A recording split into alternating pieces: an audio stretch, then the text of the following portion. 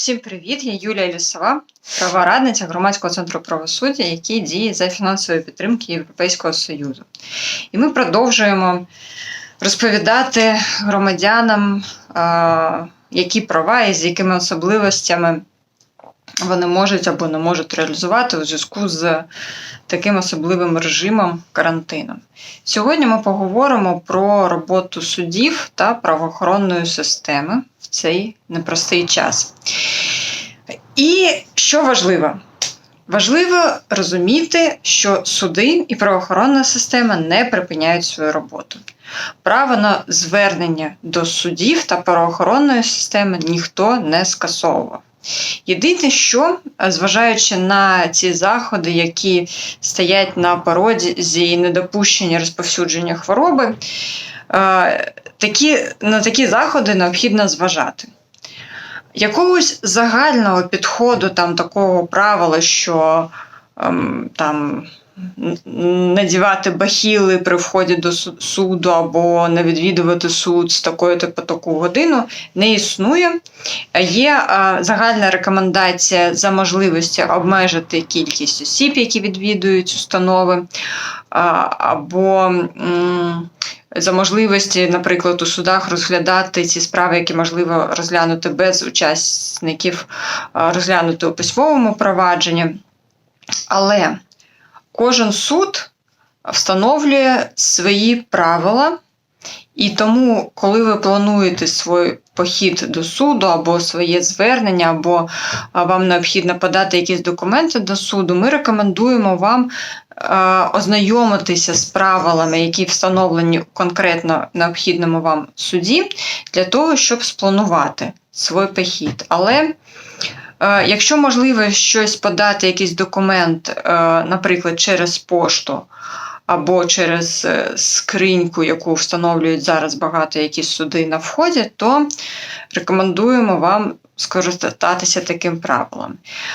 Обираючи між скринькою, яка стоїть на вході у суді, і поштовим відправленням, ми рекомендуємо вам все ж таки скористатися поштовим відправленням, тому що коли ви покладете якийсь документ до скриньки, у вас не буде ніяких підтверджень, що ви взагалі подали такі документи. Якщо він втратиться, то ніхто не буде нести ніякої відповідальності. Коли ви відправляєте якийсь документ поштою, то у вас буде підтвердження, що ви направили такий документ. Стосовно роботи правоохоронних органів, то тут єдине таке обмеження, що правоохоронні органи зупинили проведення особистих прийомів громадян. Однак це не може стосуватися ситуації, коли, наприклад, ви хочете повідомити поліцію про якесь правопорушення, про вчинення злочину. Єдине, що вам можуть попросити, якщо вам необхідно прийти далі, ніж, наприклад, чергова частина в поліції, надіти захисну маску. Також, якщо вас викликав слідчий для проведення процесуальних або слідчих дій, ви також, звісно, маєте право прийти туди і провести за вашою участю таку дію. Стосовно доступу до безоплатної правової допомоги, вона продовжує діяти, але більшість своїх активностей вона також перевела у онлайн-режим. Тому у нашому письмовій інформації ви можете ознайомитись з тими інтернет-посиланнями, за якими ви можете направити своє звернення або отримати онлайн-консультацію в системі безоплатної правової допомоги.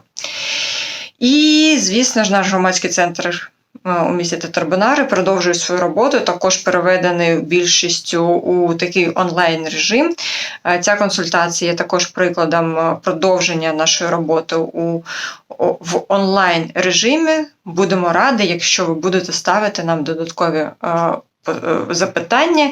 І, будь ласка, запрошую до ознайомлення до нашої письмової консультації, де ви зможете отримати і знайти більше інформації. Дякую за увагу.